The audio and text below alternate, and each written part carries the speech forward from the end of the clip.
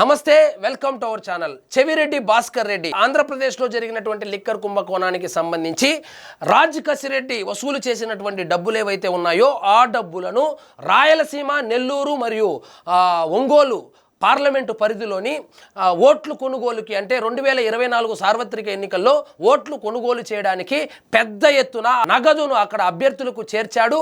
అదేవిధంగా బ్లాక్ మనీని వైట్ మనీగా మార్చడంలో కీలక పాత్ర పోషించాడని చెప్పి ఆరోపణలు ఎదుర్కొంటున్నటువంటి చెవిరెడ్డి భాస్కర్ రెడ్డికి సంబంధించినటువంటి ఆస్తులు ఏవైతే ఉన్నాయో, ముఖ్యంగా చిత్తూరు, తిరుపతి, నెల్లూరులో ఉన్నటువంటి ఆస్తులు ఏవైతే ఉన్నాయో ఆ ఆస్తులు కూడా ఏమంటే ఆ కమిషన్ల ద్వారా వచ్చినటువంటి డబ్బులను వైట్ మనీ చేసుకునేటువంటి ప్రాసెస్లో కొనుగోలు చేసినటువంటి ఆస్తులు ఏవైతే ఉన్నాయో దాన్ని అటాచ్ చేయాలని చెప్పి రాష్ట్ర ప్రభుత్వం అయితే ఆదేశాలు జారీ చేసింది. సో 54 కోట్ల రూపాయలకు సంబంధించినటువంటి చెవిరెడ్డి భాస్కర్ రెడ్డి గారికి సంబంధించినటువంటి ఆస్తులను జప్తు చేయబోతున్నారు.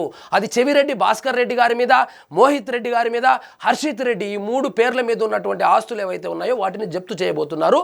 దీని విలువ దాదాపుగా 54 కోట్ల రూపాయల వరకు ఉండవచ్చని చెప్పి అంచనా కూడా వేస్తున్నారు.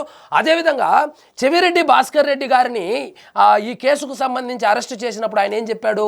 మా నాన్నగారు మద్యం సేవించి మద్యపానం అలవాటు ఉండడం వల్ల చనిపోవడంతో మేము ఆ సంఘటనను కల్లారా చూసినటువంటి నేను మద్యపానం సేవించడం కానీ, మద్యం వ్యాపారం చేయడం కానీ, ఓటర్లకు మద్యం పంపిణీ చేయడం కానీ నా జీవితంలో నేను చేయలేదు.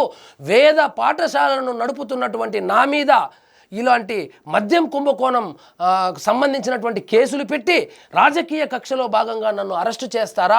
ఇది ఖచ్చితంగా రాజకీయ కుట్రలో భాగంగా చంద్రగిరి నియోజకవర్గంలో చంద్రబాబు నాయుడు గారు నన్ను ఎదుర్కోలేకుండానే నా మీద కేసులు పెట్టి ఈ విధంగా ఇరికించాడని చెప్పి కళ్ళబుల్లి మాటలు చెప్పాడు ఈ చెవిరెడ్డి భాస్కర్ రెడ్డి. ఆయన చెప్పేవన్నీ బొట్టు పెట్టుకొని ఉంటాడు, పెద్ద వేదాంతిలాగా చెప్పేవన్నీ అబద్ధాలు. సో ఫైనల్గా ఏం జరిగిందంటే ఆ లిక్కర్ కుంభకోణం ఏదైతే ఉందో అందుకు సంబంధించి వచ్చినటువంటి బ్లాక్ మనీని వైట్ మనీ చేయడంలో కీలక పాత్ర పోషించింది చెవిరెడ్డి భాస్కర్ రెడ్డి అని చెప్పి విచారణలో తేలడంతో ఆ బ్యాంక్ ట్రాన్సాక్షన్స్ అవన్నీ పరిశీలించినటువంటి పిమ్మట ఆస్తులను అటాచ్మెంట్కి అయితే వెళ్తా ఉన్నారు. సో చెవిరెడ్డి భాస్కర్ రెడ్డి గారు ఒకటి గుర్తుపెట్టుకోండి, మీకు తెలియదు, మీరు స్వతహాగా లాయర్, మీకు ఇన్ని రోజులుగా బెయిల్ ఎందుకు రాలేదంటారు? మీకు అభం శుభం తెలియకపోయింటే చాలామందికి బెయిల్ వచ్చింది కదా, అరెస్ట్ చేసి బయటకు వచ్చేసారు కదా, కానీ మీరు మాత్రం ఎందుకు బయటకు రాలేదు? మీ ఇన్వాల్వ్మెంటే లేకపోతే మీకు ఇంతవరకు ఎందుకు బెయిల్ రాలేదు? మీ ఇన్వాల్వ్మెంటే లేకపోతే ఆస్తులు ఎందుకు అటాచ్ చేస్తారు? కాబట్టి సో ఏదైనా ఒక ఆరోపణ చేసేటప్పుడు జనాలు నమ్మేలాగా ఆరోపణలు చేయండి చెవిరెడ్డి గారు. సో మొత్తానికి చెవిరెడ్డి భాస్కర్ రెడ్డి గారికి సంబంధించి మిగిలిన వాళ్ళంతా బెయిల్ మీద బయటకు వచ్చారు. సో చెవిరెడ్డి భాస్కర్ రెడ్డి గారు అరెస్ట్ అయినా కూడా ఇప్పటి వరకు జగన్మోహన్ రెడ్డి గారు పరామర్శకు వెళ్ళలేదంటే సో జగన్మోహన్ రెడ్డి గారికి కూడా వీళ్ళ మీద డౌట్ ఏమైనా వచ్చిందా? ఆయనకు తెలియకుండా అంటే ఇప్పుడు 10 రూపాయలు కుంభకోణం చేశారంటే ఒక 5 రూపాయలు అంటే అంతిమ లబ్ధిదారుడు, అంటే నేను జగన్మోహన్ రెడ్డి గారు అని నేను చెప్పడం లేదు, అంతిమ లబ్ధిదారుడు ఎవరైతే ఉన్నారో ఆయనకి ఇచ్చి మిగిలింది వీళ్ళు నొక్కేసినట్లయితే రకరకాలుగా మొన్న అయితే కనుక 5,30,00,000 ఆమె ఎవరో ఒరిస్సా అమ్మాయి ఎత్తుకొని పారిపోయిందని కూడా న్యూస్ చూసాం.